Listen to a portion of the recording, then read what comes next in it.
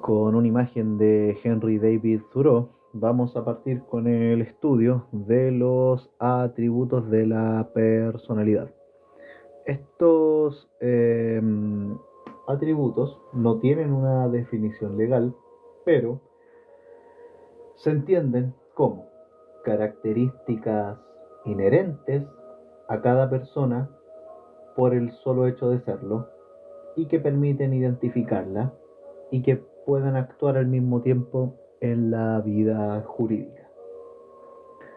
Desde el momento en que se tiene existencia legal, se tienen atributos anexos a ella, ya que a su vez están sujetos a ciertos deberes. Por lo tanto, los atributos de la personalidad no pueden ser negados ni despojados de una persona, ya que la ley los impone por sobre la voluntad de un interesado. Desde el punto de vista económico, se trata de bienes extrapatrimoniales, extrapatrimoniales, sin un significado o valor económico cuantificable o incluso directo, sin perjuicio de que se puede llegar a determinar. Los atributos de la personalidad son los siguientes. Son 7, la verdad. Para efectos de este estudio los dejaremos en 7, más allá de que el séptimo, que son los derechos de la personalidad, es un agregado o una interpolación de la doctrina moderna.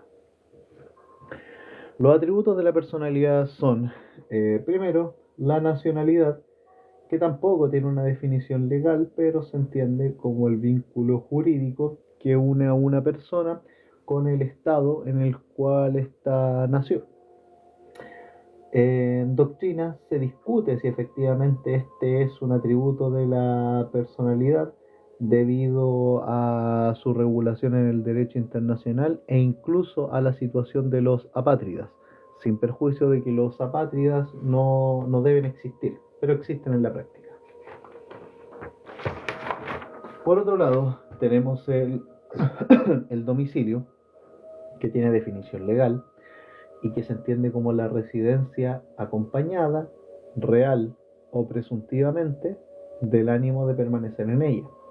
El domicilio es la residencia acompañada, real o presuntivamente, del ánimo de permanecer en ella.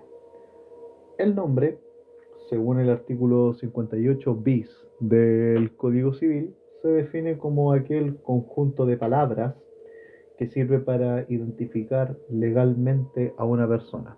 Wenceslao, por ejemplo. Conjunto de palabras que sirve para identificar legalmente a una persona. La capacidad de goce, por otro lado, es la aptitud que tiene toda persona para ser titular de derechos. La capacidad de goce es la aptitud que tiene toda persona para ser titular de derechos. El patrimonio es el conjunto de derechos y obligaciones de una persona avaluables en dinero. Conjunto de derechos y obligaciones pasivos y activos de una persona que son avaluables en dinero. El estado civil legalmente se define como la calidad de un individuo en cuanto le habilita para ejercer ciertos derechos o contraer ciertas obligaciones civiles.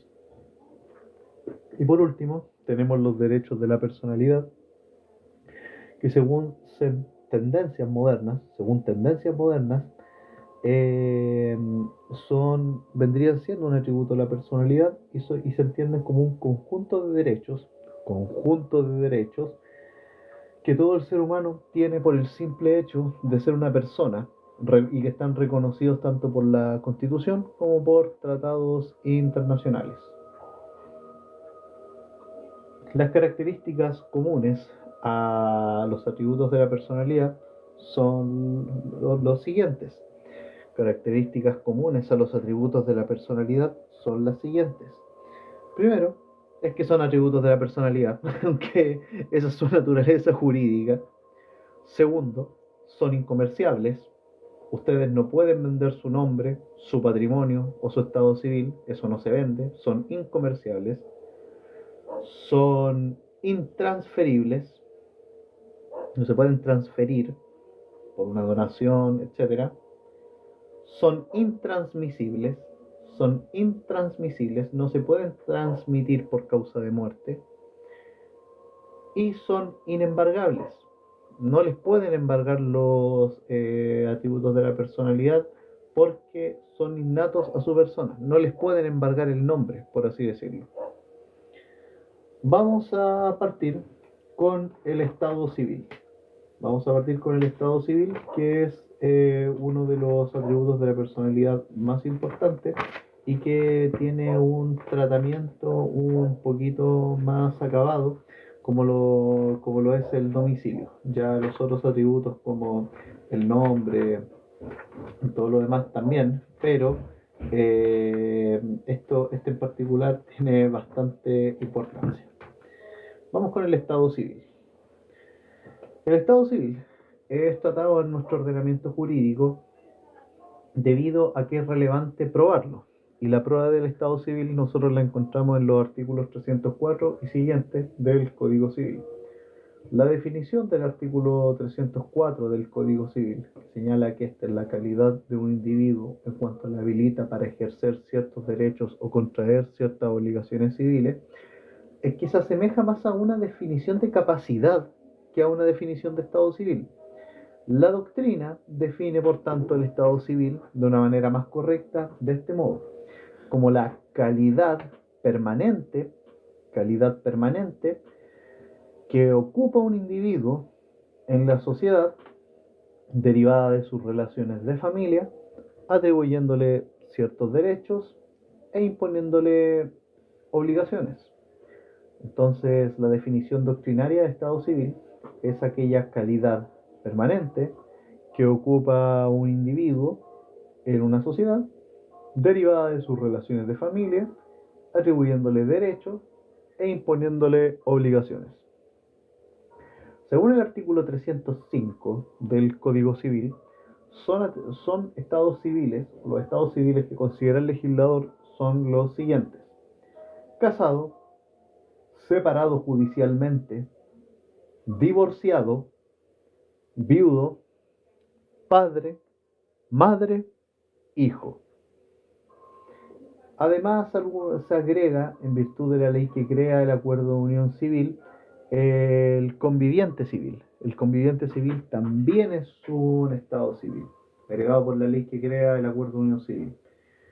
Y ojo, tampoco se menciona el estado de soltero, el estado civil de soltero, porque el Código Civil se enfoca en señalar más bien reglas para aprobar el estado civil, y el estado de soltero, a ver, tampoco es que tenga que probarse, ¿cachai? Ahora, claro, ya la discusión es si se está pololeando y todo esto ya es otro tema, pero para efectos del Código Civil no tiene sentido probar la calidad de soltero. Ya. La doctrina divide los estados civiles en virtud de si este estado nace producto de un acuerdo de unión civil o matrimonio o de un lazo de filiación. Si el estado civil nace a partir de la celebración de un matrimonio o un acuerdo de unión civil, en esta categoría entrarían los estados civiles de casado, conviviente civil, separado judicialmente, divorciado, viudo y soltero. En cuanto a los lazos de filiación, si el estado civil nace por lazos de filiación, aquí entran los estados civiles de padre, madre o hijo. Ojo, se puede tener un estado civil de distintos aspectos. Por ejemplo, ser soltero y a la vez hijo. Pero no se puede tener más de un estado civil derivado de un aspecto. No se puede ser soltero y casado a la vez, al menos legalmente. Las fuentes del derecho civil pueden ser tres. Las fuentes del derecho civil pueden ser tres. Pueden ser los hechos jurídicos, como el nacimiento o la muerte. Hechos jurídicos, como el nacimiento o la muerte. Pueden ser actos jurídicos, como el matrimonio o el reconocimiento de un hijo, o el matrimonio o el reconocimiento de un hijo. O puede ser también una sentencia judicial. ¿Cómo lo puede ser una sentencia de divorcio que les da el estado civil de divorciado? Hay otros medios de prueba para probar el estado civil, y la doctrina los divide en dos grupos, que son los medios de prueba principales y los medios de prueba supletorios. Medios de prueba principales y los medios de prueba supletorios, que son los medios de prueba que la doctrina considera para probar el estado civil. Los medios de prueba principales son aquellos que se asocian a documentos extendidos por el Servicio de Registro Civil, siendo su función principal acreditar el estado civil de una persona. Los medios de prueba principales son aquellos que se asocian a documentos extendidos por el registro civil, siendo su función principal acreditar el estado civil de una persona. Y los medios de prueba supletorios, son aquellos con los cuales se puede demostrar un estado civil, pero que no han sido extendidos por el registro civil. Bueno, los medios de prueba supletorios son aquellos que pueden probar un estado civil, pero que no fueron emitidos por el registro civil. Quédense con esa idea. La doctrina considera a los medios de prueba principales como los llamados medios perfectos. Los medios de prueba principales, es decir, los que otorga el Servicio de Registro Civil, son medios perfectos, por lo que el estado civil queda indudablemente o indubitadamente probado por estos medios. Por ejemplo, aquí tienen ustedes las partidas o los certificados de nacimiento. El Código Civil, en razón de la dictación de la época de su dictación, considera también las partidas o los certificados de bautismo. Pero hoy día el certificado de nacimiento, eso es un medio perfecto de prueba del estado civil. Ejemplos de... Ahora, si hablamos de los medios de prueba supletorios, si hablamos de los medios de prueba de carácter supletorio, podríamos tener una escritura pública en la cual se reconoce un hijo, o un testamento donde se declare el reconocimiento de un hijo, o incluso una sentencia judicial, que es una sentencia judicial que declara la calidad de hijo en un determinado proceso de adopción. Relacionado con el estado civil, tenemos el parentesco. Bueno, ¿qué es el parentesco? Hay que partir señalando, en cuanto al parentesco, que las relaciones de filiación y matrimonio que sirven de base al estado civil dan origen al parentesco. Las relaciones de filiación y matrimonio que sirven de base al estado civil dan origen al parentesco. Hola Carlos, ¿qué tal? No amigo, yo no soy profesor, estoy preparando mi examen de grado para darlo en la Universidad de Talca. Así que si usted no sé cuál será su percepción, pero este es material de nuestros manuales con los cuales nos preparamos para poder rendir lo que tenemos que hacer. Muchas gracias. Continuamos con el parentesco. Bueno, las relaciones de filiación y matrimonio sirven de base al estado civil y estas dan origen al parentesco. El parentesco o vínculo de familia puede ser por consanguinidad o por afinidad. Vale, don Carlos, no se preocupe. Bueno, entre paréntesis, de repente uno está haciendo esto y anteriormente me ha tocado algunas personas que no vienen con ánimos muy amistosos y inevitablemente uno se pone a la defensiva. No es mi intención actuar así con usted o con las personas que de verdad quieren venir a prestar atención a esto. Así que muchas gracias, de verdad. Bueno, el parentesco o vínculo de familia puede ser por consanguineidad o por afinidad. El parentesco consanguíneo se produce cuando una persona desciende una de otra o tienen un antepasado en común.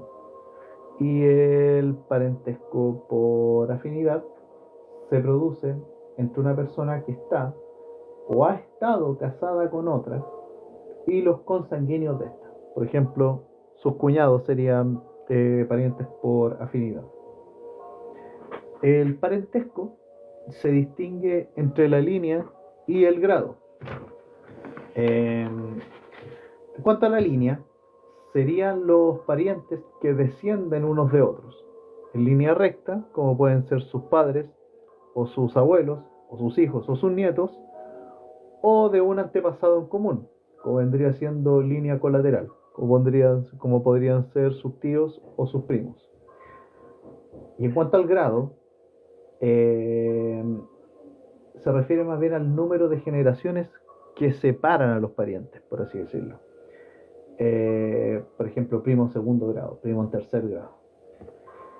Respecto a los parientes colaterales, estos pueden serlo por simple o doble conjunción. Los parientes colaterales pueden serlo por simple o doble conjunción. Será simple conjunción los parientes relacionados por padre o por madre, pero diversos. Y los de doble conjunción son aquellos que están relacionados por padre y madre copulativamente. La simple conjunción se refiere a solo parientes relacionados por un solo padre o una sola madre. Bueno, lógico, si solo hay un padre y una madre, pero bueno, y los de doble conjunción son los parientes relacionados copulativamente por padre y por madre. Bueno, el parentesco tiene importancia para diversas instituciones, como lo puede ser el derecho y el deber de alimentos, el cuidado personal. También, ojo, el parentesco es impedimento para contraer matrimonio. No se pueden casar con sus primas o con sus tíos, por así decirlo. Y si los parientes son llamados a suceder, en primera instancia, claro, los de línea recta son los que tienen preferencia. Lógicamente, si ustedes atienden al orden de sucesión que está ya en el libro 3 del Código Civil. Ya. Vamos ahora con la posesión notoria. Con la posesión notoria, que son de las pruebas del Estado Civil que, bueno, si ustedes gustan pueden revisarla en el código, en el título 17 del libro primero, están ahí y son bastante claras, aunque de repente como que uno se enreda con la letra, pero bueno. La posesión notoria, bueno, considera que dentro de los medios de prueba supletorios existe un medio creado exclusivamente con el fin de probar el estado civil, el cual se denomina posesión notoria. Dentro de los medios de prueba supletorios existe un medio creado exclusivamente con el fin de probar el estado civil de una persona, y esto se denomina posesión notoria. La posesión notoria consiste en demostrar por medio de testigos la existencia de un estado civil. Sin perjuicio de lo anterior, no todos los estados civiles se pueden probar por este medio. Ahora, los que sí se pueden probar por posesión notoria por medio de testigos son casado, viudo, padre o madre o hijo. Casado, viudo, padre o madre, hijo. La posesión notoria está compuesta por los siguientes elementos que se consideran para su determinación. Y estos son, en primer lugar, el nombre, que busca demostrar que existe el estado civil que se pretende probar en virtud del nombre. Por ejemplo, tener el mismo apellido. El trato. Bueno, el trato implica demostrar que entre las personas existen comportamientos propios de personas que tienen el estado civil a probar. Por ejemplo, tener y hacer conductas de padre e hijo. Ir a la reunión de apoderados, jugar a la pelota, abrigarlo, etc. Un tercer elemento es la fama, y consiste en demostrar que socialmente estas personas son conocidas con el estado civil que alegan. Por ejemplo, un vecino dice, oiga, pero si ellos son papá e hijo. Y un último elemento es el tiempo. Y el tiempo consiste más bien, este elemento consiste, el elemento tiempo, en que el trato debe llevarse por un tiempo determinado por la ley. En caso de demostrar el estado civil de padre e hijo, deben transcurrir al menos 5 años. Y para probar el estado civil de matrimonio, son 10. Es el doble. Ojo, en materia de filiación, la posesión notoria tiene importancia porque el juez le da la prioridad a quien actúa como alguien en vez incluso de la prueba científica. O sea, el juez le da prioridad a la persona que actuó como padre en la vida del niño o niña adolescente. O NNA, mejor dicho, porque si dicen adolescente puede que los profes les detierren. NNA es niño, niña, adolescente. Bueno, en vez que a la persona se le da preferencia el juez aquí a la persona que actuó como padre o madre del NNA, en vez que a la persona que, con una prueba de ADN, desea ser reconocido legalmente como el padre del NNA. Esto es un arma de doble filo. Hay muchos casos que ustedes pueden ver en la vida real donde, por ejemplo, hay una persona que reconoce un hijo y o bien no sabía que no era suyo, o habiéndolo reconocido se amarró a darle una pensión y resulta que después termina la relación de pareja, pasan los años y el compa está obligado a pagar alimentos. Eso pasa. Así que la materia de filiación, la importancia de la posesión notoria es súper importante, pero ojo, puede ser un arma de doble filo. Así que ojo con eso. Ya para terminar con el Estado civil, hablaremos de la protección del Estado civil y señalar de que el Estado civil está protegido por diversas acciones. Vamos a mencionar algunas. Primero, la acción de reclamación de Estado civil, que permite determinar un Estado civil que se tiene, pero que parece no tenerse. La acción de reclamación de Estado o de Estado civil, que permite determinar un Estado civil que se tiene, pero que parece no tenerse. Segundo, la acción de reclamación e impugnación de paternidad, que tiene como fin exigir que se reconozca a un hombre como padre de una persona. Acción de reclamación e impugnación de paternidad, cuyo fin es exigir que se reconozca a un hombre como padre de otra persona. Y también la impugnación de reconocimiento de un hijo.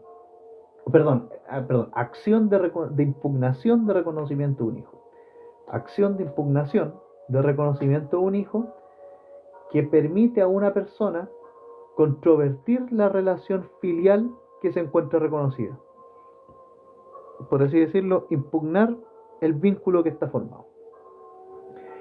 También se protege el Estado civil mediante sentencias judiciales constitutivas de Estado civil y que constituyen o atribuyen un nuevo Estado civil, como el caso de una sentencia que acoge una adopción. Bueno, con eso terminaríamos el Estado civil y pasamos al domicilio. Y bueno, don Carlos, que ha estado presente acá, muchas gracias por su lealtad. Y bueno, a veces lamentablemente uno no filtra de repente a las personas que entran, pero nuevamente muchas gracias por estar acá y si quiere me ayuda con tapar la pantalla. Ya, vamos al domicilio. Vamos a hablar ahora del domicilio, que tiene una regulación legal en el artículo 59 en adelante del Código Civil y que, bueno, es de cabeza pregunta de examen de grado. Esto, o sea, si ustedes tienen que aprenderse algunos artículos bien, serían los que hacen referencia al domicilio. No escucharon el gallito acá. Vamos con el domicilio.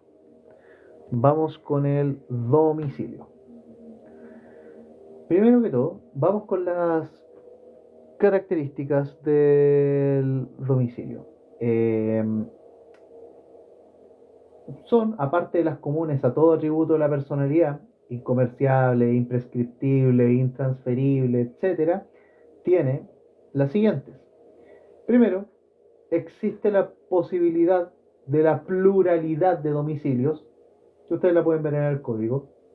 Existe la posibilidad de la pluralidad de domicilios.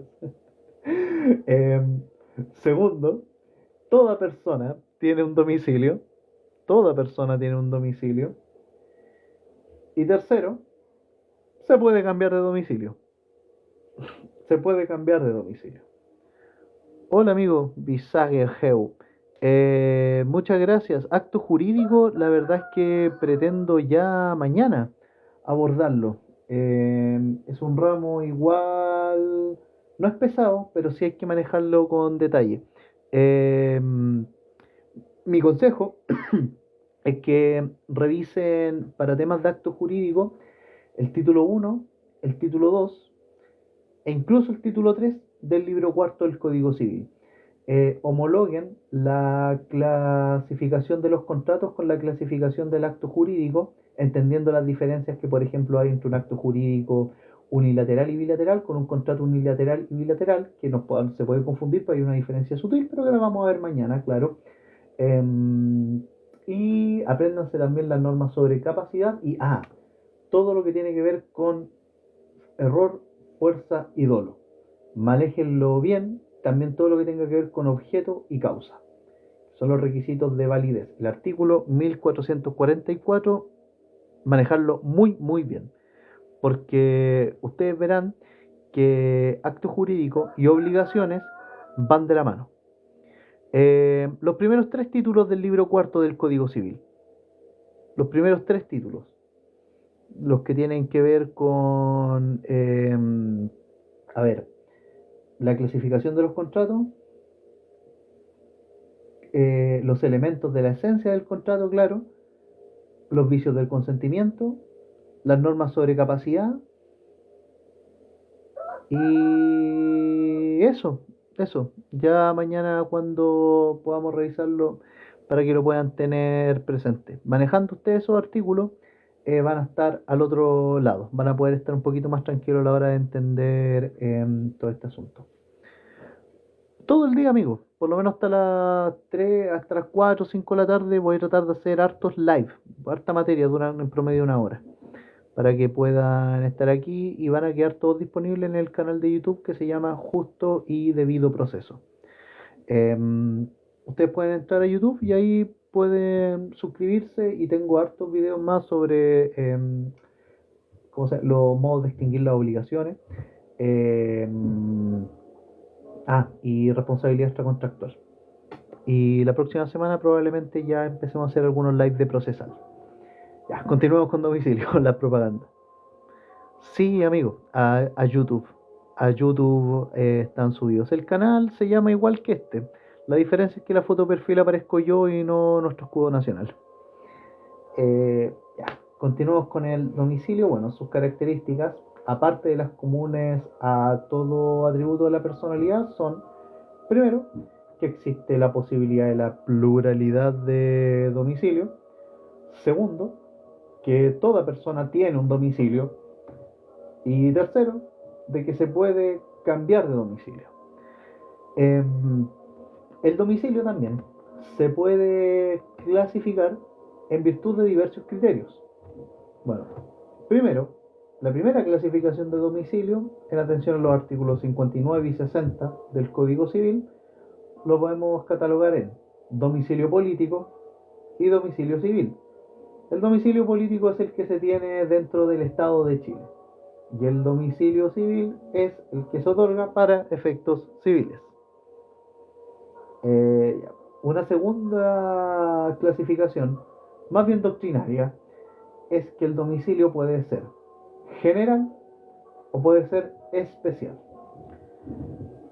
El domicilio general es aquel que se tiene para fines genéricos.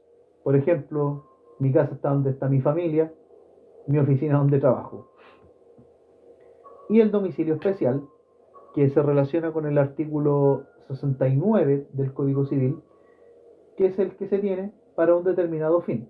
Por ejemplo, para un contrato de prestación de servicios, suele haber una cláusula que puede decir lo siguiente: para efectos de este contrato, las partes señalan como domicilio especial una ciudad en particular, por ejemplo, San Carlos, Talca, Coquimbo, para efectos de este contrato. Tercer criterio de clasificación del domicilio es en atención a su origen. Y en atención a su origen, el domicilio puede ser real, que es aquel que la persona elige libremente, donde existe ánimo ánimo de residencia.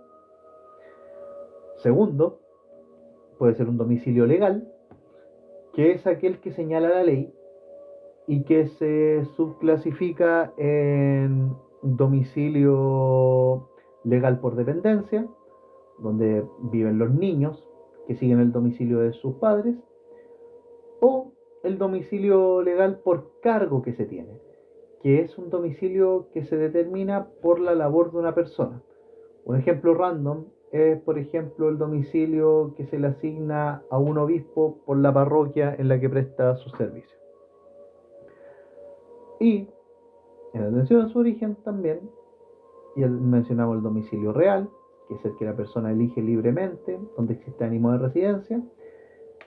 El domicilio legal, que es aquel que señala la ley, que puede ser legal por dependencia, como el de padre, como el de hijos para con sus padres, o domicilio legal por el cargo que se tiene, como el obispo respecto de su parroquia, o el domicilio convencional.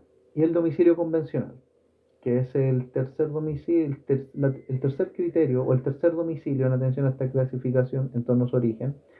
El domicilio convencional es aquel escogido por las partes, en virtud de un contrato en el cual se hace la determinación de competencia de un tribunal para el cumplimiento de ciertas obligaciones, por lo que pueden existir tantos domicilios convencionales como contratos celebrados existen. La importancia que tiene el domicilio son muchas. Y ahora, ya dejando de lado las clasificaciones que vimos, que eran tres, la importancia que tiene el domicilio son muchas.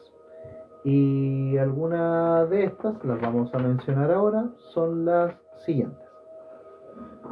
Primero, de acuerdo al artículo 1587, el domicilio es el lugar en el que generalmente debe ocurrir el pago de las obligaciones. Ojo, esto es súper importante al momento de que ustedes estén revisando el pago como modo de extinguir obligaciones. Nuestros profesores nos dicen que si les queda poco tiempo para preparar el examen de grado, estudien pago y prescripción, que son las que más preguntan. Pero bueno, para determinar el pago de una obligación es importante determinar el domicilio. Para concretar el pago de una obligación es importante determinar el domicilio. Otra importancia que tiene es que cuando se abre la sucesión, cuando hay apertura de sucesión, el domicilio es el que determina el lugar de esta apertura de sucesión. En materia procesal, permite determinar la competencia de los tribunales. En cuanto a la posesión notoria, como ya relacionado con el Estado civil, como ya vimos, si se invoca el elemento vecindario, se debe hacer referencia al domicilio donde las personas invocan la posesión notoria, donde los vecinos ven que existe esta relación de padre o hijo. Y también otra importancia que tiene el domicilio es en las inscripciones públicas, donde obviamente se tiene que señalar el domicilio de las personas que practican una inscripción, por ejemplo, o también cuando se trata de constituir una empresa. Ahora vamos a hablar de la pluralidad de domicilios.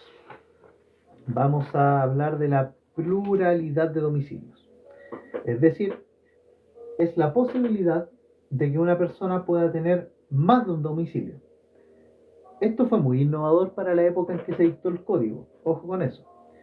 La ley señala que si se tiene ánimo y residencia en más de un lugar, todos estos lugares van a ser el domicilio de la persona. El domicilio, en virtud de su definición, se compone de dos elementos. El domicilio, en virtud de su definición, se compone de dos elementos, que son el elemento físico o material, elemento material, que es la residencia, y el elemento psicológico o subjetivo, que es el ánimo de permanecer ahí, por así decirlo. Entonces el domicilio tiene dos elementos que son el elemento físico o material, que es la residencia per se, y el elemento psicológico o subjetivo, que es el ánimo de permanencia. Con ambos elementos se forma el domicilio, con el elemento físico material y el elemento psicológico. Pero el más importante es el elemento psicológico, que es el ánimo de permanencia. Más importante es el elemento psicológico, que es el ánimo de permanencia, porque puede darse un ánimo sin residencia. Ojo con eso. Pero la sola residencia sin ánimo no puede constituir domicilio. Claro, si ustedes están, por ejemplo, los mandan a trabajar al norte, ustedes están residiendo allá, pero no tienen ánimo de quedarse a vivir allá, por ejemplo. Ahora, relacionado con el domicilio, hay dos conceptos más que están ultra relacionados. Hay dos conceptos más que están ultra relacionados con el concepto de domicilio y son residencia y morada. La residencia y la morada.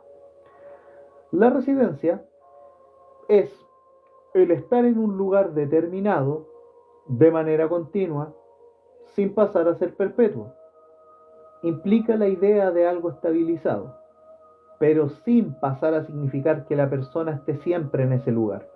Por ejemplo, los muchachos que se van a estudiar a otras ciudades y los fines de semana vuelven a sus casas. La residencia no constituye domicilio, porque no existe el ánimo o intención de que ese lugar sea su domicilio. Pero, puede hacer las veces de domicilio civil respecto de las personas que no tuvieran domicilio civil en otra parte. Lo común es que la residencia coincida con el domicilio. Eso es lo común. Respecto de la morada, la morada o habitación es una relación de hecho de una persona con un lugar donde permanece y generalmente pernocta, de manera accidental, ocasional o transitoria. La morada es una relación de hecho de una persona con un lugar donde permanece y generalmente pernocta, de manera ocasional o transitoria. Vamos ahora con un último tema en torno al domicilio, que es la prueba y las presunciones de domicilio. Las pruebas y las presunciones de domicilio. El domicilio en general no se debe probar porque por el solo hecho de vivir en un lugar se presume que la persona se encuentra domiciliada ahí. Por lo tanto, la carga de la prueba para probar un domicilio siempre recae en quienes lo aleguen, en quienes aleguen la falsedad del domicilio o el cambio de domicilio.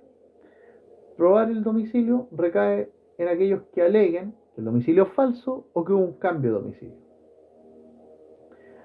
La ley establece presunciones de domicilio que la doctrina clasifica en presunciones positivas y en presunciones negativas. Bueno, las presunciones positivas las tenemos en los artículos 62, 64 y 68 del Código Civil. Y las presunciones negativas, los artículos 63 y 65. Las presunciones positivas que tenemos son, primero, el artículo 62, que es el lugar donde la persona vive o ejerce su profesión u oficio. Artículo 62, donde la persona vive o ejerce su profesión u oficio. El artículo 64, por el solo hecho de abrir un establecimiento de comercio u oficina profesional de aquellas que se atienden en persona. por el solo hecho de abrir un establecimiento de comercio u oficina profesional de aquellos que se atienden en persona.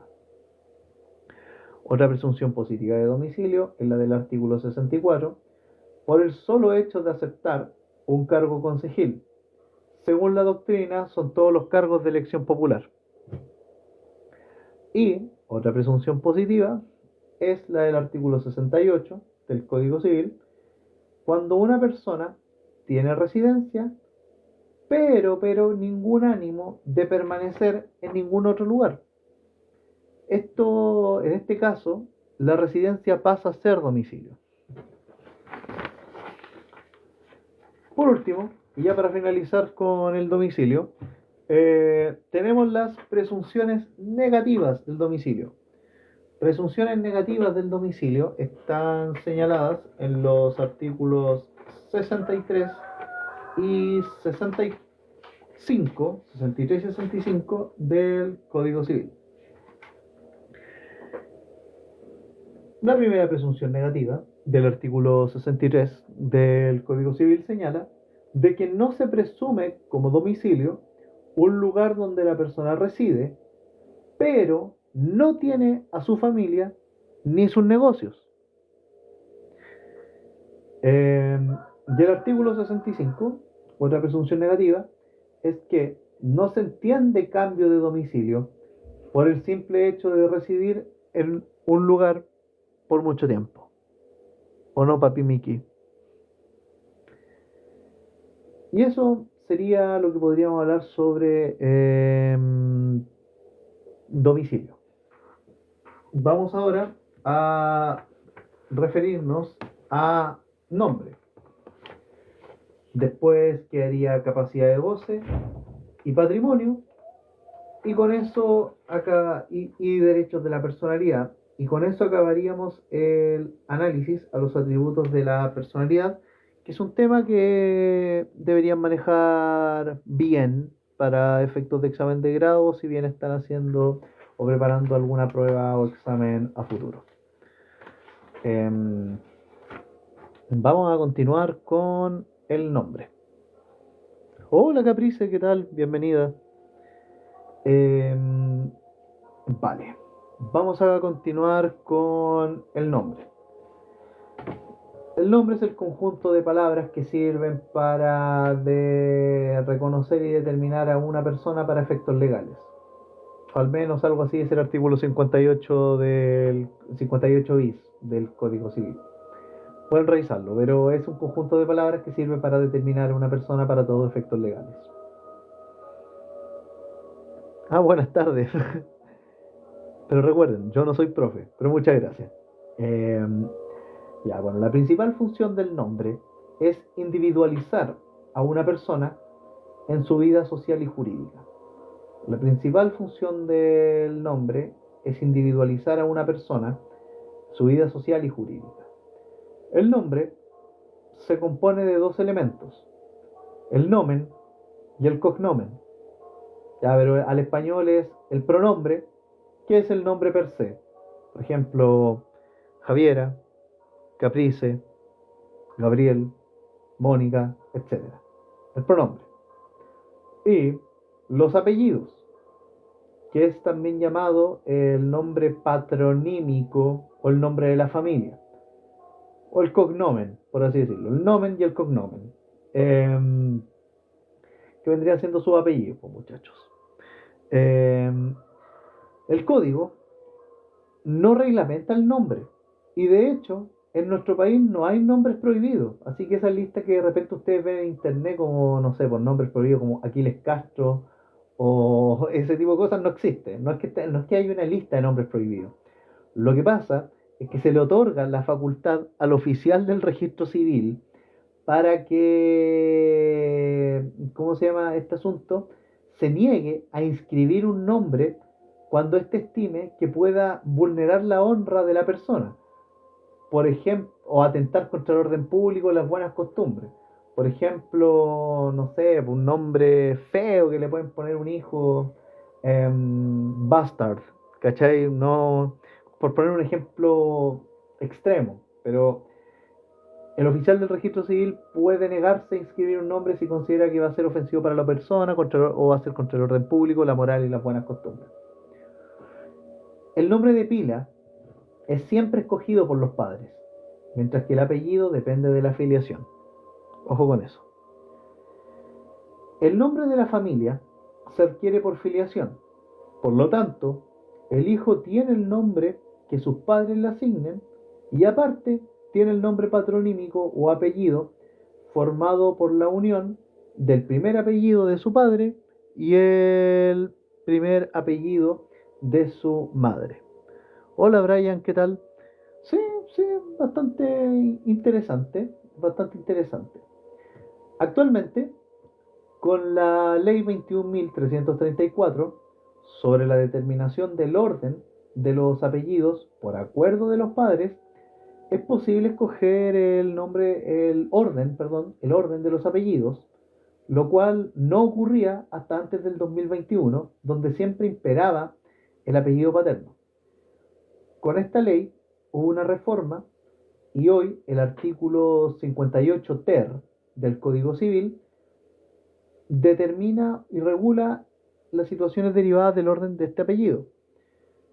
Y dice lo siguiente: en la inscripción de nacimiento del primero de los hijos comunes, los progenitores determinarán de común acuerdo el orden de transmisión de sus respectivos primeros apellidos, que va a valer para todos los hijos en común.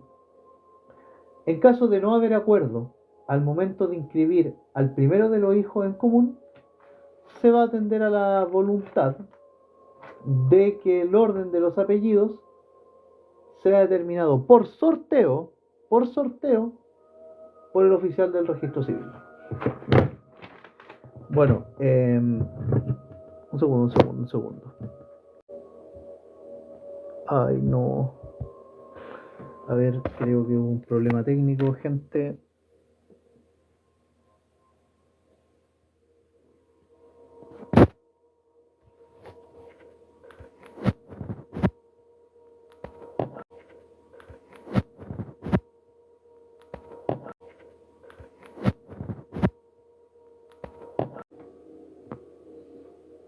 Vale. A ver, un segundo. Sí, continuamos. Ya, lo que ocurre es que se me cayó el mate encima del teléfono, así que por eso tuve que parar. Ya, continuemos. Que es importante agregar que la ley 21.334 también introduce una modificación a la ley del registro civil, intercalándose en este cuerpo normativo un artículo 17 bis que establece que toda persona mayor de edad podrá, por una sola vez, y en la forma que dispone el presente artículo 17 bis de la ley 4.808, solicitar ante el Servicio de Registro Civil e Identificación el cambio de orden de sus apellidos, que se determinaron al momento de su nacimiento. También es posible cambiar el nombre gracias a la ley 17.344. También es posible cambiar el nombre gracias a la ley 17.344, que autoriza el cambio de nombres y apellidos. Por lo tanto, el nombre no es inmutable, por así decirlo. Sin embargo, esto solo se puede hacer una vez en la vida, cumpliendo, además, una serie de requisitos, que son los siguientes. Primero, que se quiera cambiar el nombre porque es ridículo y causa un menoscabo moral a la persona. Por ejemplo, llamarse Naruto. Segundo, que se quiera cambiar el nombre porque el solicitante haya sido conocido durante más de 5 años con otro nombre por motivos plausibles. Por ejemplo, Brian acá en realidad no se llama Brian, pero hace 5 años se conoce como Brian, entonces él puede solicitar ese cambio porque hace 5 años lo conocen por ese nombre. Tercero, que se quiera agregar un apellido en caso de filiación no matrimonial, que se quiera agregar un apellido en caso de filiación no matrimonial. Cuarto, que se quiera agregar un apellido en caso de que no se encuentre determinada la filiación. Quinto, que se quiera cambiar el nombre porque desea traducirlo al castellano. Por ejemplo, se llamaba Friedrich y quiere llamarse Federico ahora. O porque quiere cambiarse el nombre porque es difícil pronunciarlo en otro idioma. Por ejemplo, no sé, se llama Jungkook o Jungkook en coreano y quiere cambiarlo. Y por último, que el solicitante se apega al procedimiento no contencioso regulado en la ley 17.334. Los procedimientos no contenciosos, aquí no hay ejercicio de la jurisdicción, eso ustedes pueden vincularlo con derecho procesal orgánico. La jurisdicción solo se ejerce por los tribunales en conflictos de relevancia jurídica, en asuntos no contenciosos, como por ejemplo un cambio de nombre, una solicitud de declaración de muerte presunta, o eso u otros más. Aquí no hay un ejercicio de jurisdicción. Bien, vamos a hablar de otro punto, también relacionado con el nombre, pero que tiene que ver con lo que conocemos como seudónimo. Nombre y seudónimo no son lo mismo. El seudónimo es un nombre imaginario que voluntariamente adopta una persona para esconder o caracterizar su verdadera personalidad en una actividad determinada. Por ejemplo, el Rubius es el seudónimo de Rubén Doblas Gundersen. Eso es el seudónimo. El Rubius se llama Rubén Doblas Gundersen y su seudónimo es el Rubius. El seudónimo se asemeja al nombre en el hecho de que permite identificar a una misma persona. Se diferencia el nombre del seudónimo en que el seudónimo es voluntario, mientras que el nombre a uno se lo impone. El Código Civil no regula el seudónimo, sin embargo, podemos encontrar una regulación que se extiende a este en la Ley sobre Propiedad Intelectual. Y con eso terminamos el nombre y pasamos a otro atributo de la personalidad, que es igual de importante, que es la capacidad de goce.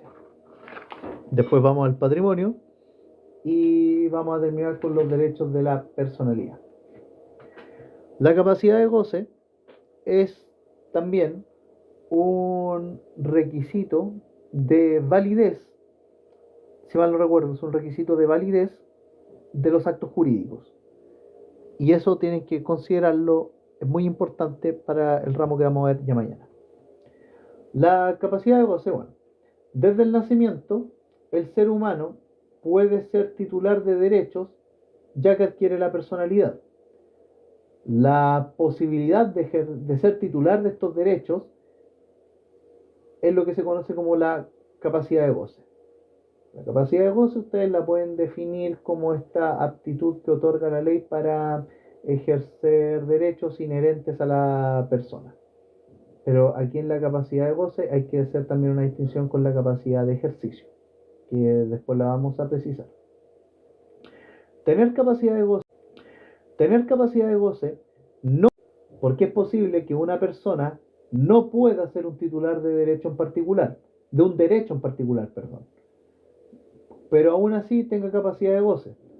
Por ejemplo, el eclesiástico confesor que acompaña espiritualmente al causante no puede heredar a la persona. Ese es un ejemplo de que aquí el eclesiástico confesor tiene capacidad de goce, pero no tiene capacidad de ejercicio.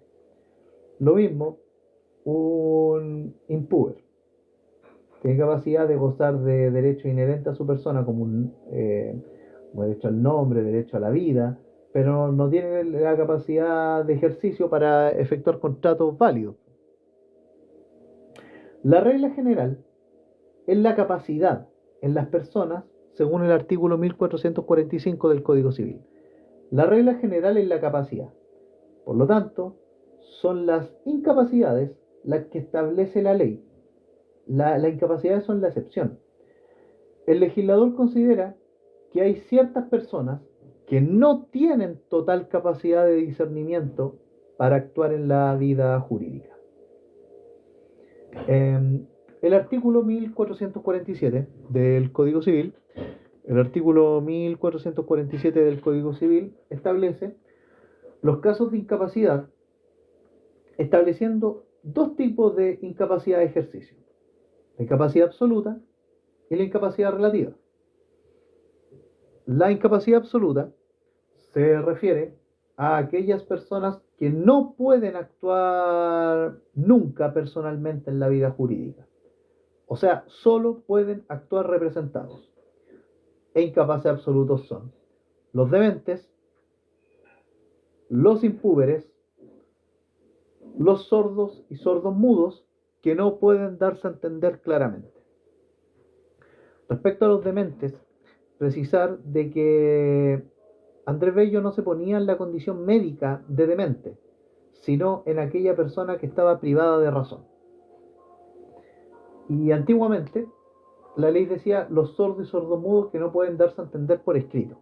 Hoy no, hoy son los sordos y sordomudos que no pueden darse a entender claramente debido a los nuevos métodos de comunicación, etc. Si la persona sordo-sordomuda puede comunicarse por medio de un intérprete, queda muy retardado decir que solo puede comunicarse por escrito. Y también el 1447 del Código Civil establece la incapacidad relativa. La incapacidad relativa. Los incapaces relativos son aquellas personas que deben actuar representados. Sin embargo, si están debidamente autorizados por su representante legal, pueden actuar de manera personal. Y estos relativamente incapaces son los menores adultos y los disipadores que se hallen interdictos de administrar lo suyo. Respecto de la edad, las personas son plenamente capaces a los 18 años. Los derechos de los que una persona es titular se encuentran en su patrimonio. Y los derechos de los que una persona es titular se encuentran en su patrimonio. Y hablando de eso, vamos a hablar ahora del patrimonio, que haría este atributo de la personalidad, que es muy importante. Yo recomendaría, si tienen tiempo, hacer una revisión propia de este atributo de la personalidad con doctrina, pero con lo que vamos a ver acá pueden zafar de alguna pregunta. Ya, vamos a hablar del patrimonio. Todo patrimonio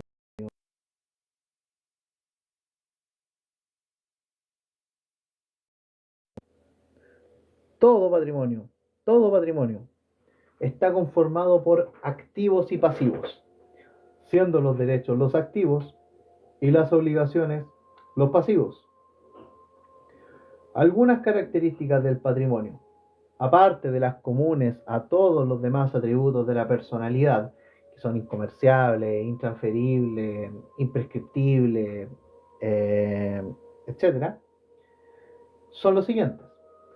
Primero, el patrimonio es una universalidad jurídica, ya que está compuesto de la totalidad de los bienes, derechos y obligaciones de los que una persona es titular. El patrimonio es una universalidad jurídica en tanto en cuanto está compuesto por la totalidad de bienes, derechos y obligaciones de las que la persona es titular. El patrimonio es intransferible. Es intransferible debido a que es una universalidad jurídica. Aparte, es un atributo de la personalidad. Ustedes no pueden vender su patrimonio en cuanto a atributo. Tercero, es inembargable, porque el patrimonio per se está fuera del comercio humano. Cuarto, es imprescriptible. Quinto, es independiente de los derechos y obligaciones que lo componen.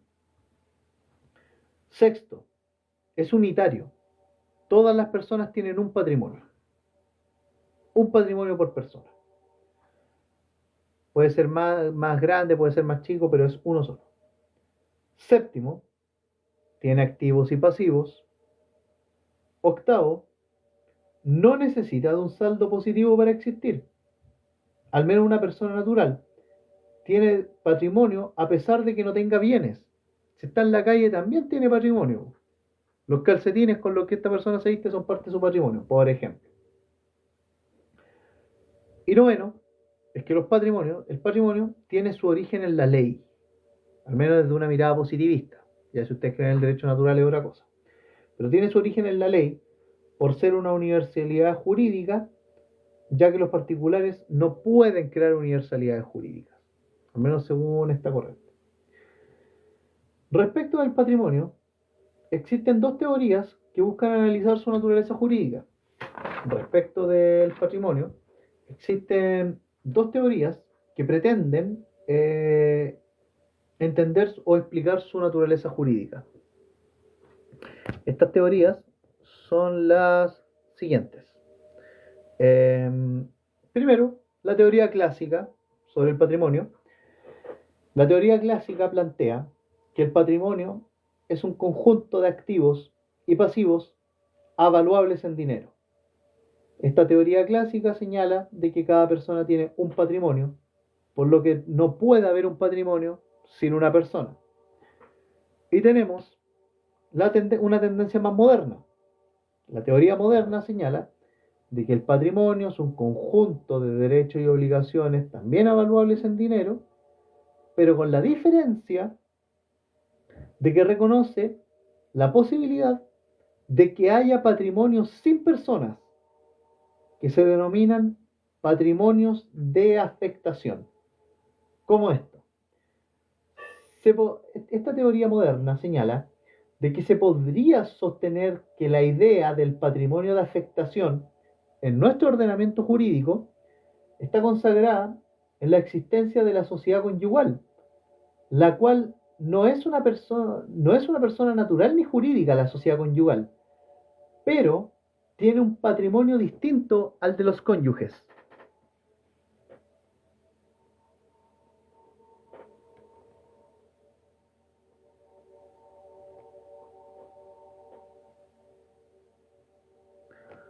Hola Mónica, ¿qué tal? Bienvenida a este espacio, estás unido al clan. A ver, los que estaban acá, miren, estaba hablando de la teoría moderna del patrimonio, pero TikTok nuevamente me mandó una pequeña señal para ver si estaba todavía presente acá. Estaba diciendo que la teoría clásica plantea que el patrimonio es un conjunto de activos y pasivos avaluables en dinero y que cada persona solo tiene un patrimonio, por lo que no puede haber patrimonio sin persona. Y la teoría moderna señala de que el patrimonio es un conjunto de derechos y obligaciones avaluables en dinero, pero reconoce la posibilidad de que existan patrimonios sin personas, que serían los patrimonios de afectación. Bajo esta teoría o tendencia moderna, la sociedad conyugal sería un patrimonio de afectación, ya que la sociedad conyugal no es una persona ni jurídica ni natural y tiene un patrimonio distinto, es un patrimonio distinto al de los cónyuges. Sin embargo, esta característica, entre comillas, del patrimonio de la sociedad conyugal es una coincidencia, es una mera coincidencia, por así decirlo, de que calce con lo que postula esta teoría moderna, ya que en la época de la dictación del Código Civil, la teoría moderna del patrimonio no había ni siquiera sido planteada. O sea, bueno, de lo que acabo de entender acá, es que esta característica de que existe un patrimonio de afectación en la sociedad conyugal, la verdad es que es una mera coincidencia, porque a la época en la que don Andrés Bello dicta el Código Civil, esta tendencia moderna no existía. Es, a ver, por coincidencias fortuitas del derecho o del gran legislador del derecho natural al que algunos llamamos Dios. Pero eso ya sería meterse en otra cosa, así que continuamos. El patrimonio, vamos a continuar con el patrimonio. El patrimonio hace posible la responsabilidad del deudor por sus obligaciones civiles. El patrimonio hace posible la responsabilidad del deudor por sus obligaciones civiles. El mismo artículo 2465 lo señala así. Toda obligación personal, dale al acreedor el derecho de perseguir su ejecución sobre todos los bienes raíces o muebles del deudor, sean presentes o futuros, exceptuándose solo los no embargables, que están señalados en el artículo 1618, complementado con otra norma que está en el Código de Procedimiento Civil. Algunos bienes no embargables son, por ejemplo, libros de su profesión u oficio, lecho que comparta con su cónyuge, vestimenta necesaria para la subsistencia, entre otros. En relación con lo anterior, el deudor responde de sus obligaciones, con los bienes que existan en su patrimonio al tiempo de exigirse el pago de la obligación. Por lo tanto, los acreedores no pueden perseguir los bienes que ya salieron de su patrimonio, salvo el caso de la acción pauliana. La acción pauliana, para una introducción, si es que les preguntan, es una acción que es también un derecho auxiliar del acreedor, en el cual se solicita al tribunal la reintegración de un bien que haya salido del patrimonio del deudor con el fin de evadir el pago de una obligación al acreedor. Aquí se exige la mala fe del acreedor, del deudor, se exige la mala fe del deudor, pero aquí también se hace una distinción si acaso el tercero adquirente estaba de buena o de mala fe. Esto está estrechamente relacionado con el derecho de las obligaciones, que lo vamos a ver probablemente en unas 2 semanas más. Ya. La responsabilidad, ¿queda claro hasta ahí o no? No me estoy enredando, ¿cierto? Ya, vamos a continuar. Antes de que si me pueden tirar algún comentario.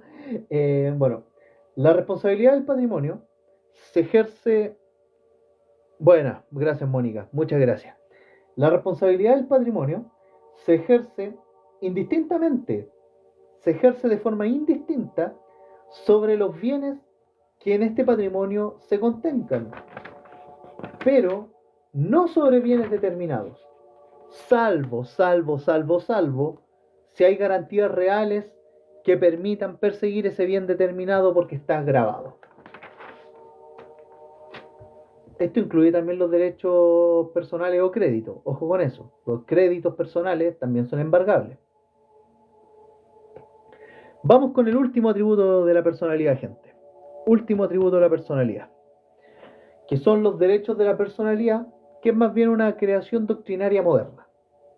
Esto, aparte de todos los que hemos visto anteriormente, que son la nacionalidad, el nombre, el patrimonio, el estado civil, la capacidad, me va quedando uno, pero los derechos de la personalidad acá.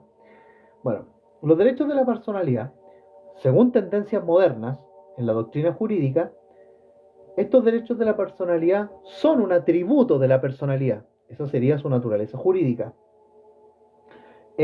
Porque son inherentes a la persona humana y toda persona tiene estos derechos sin importar su situación personal.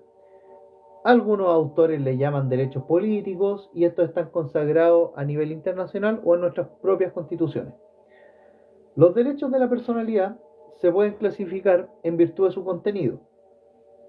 En 3 se pueden clasificar estos derechos de la personalidad: derecho a la individualidad, derecho a la personalidad civil y derechos a la personalidad moral.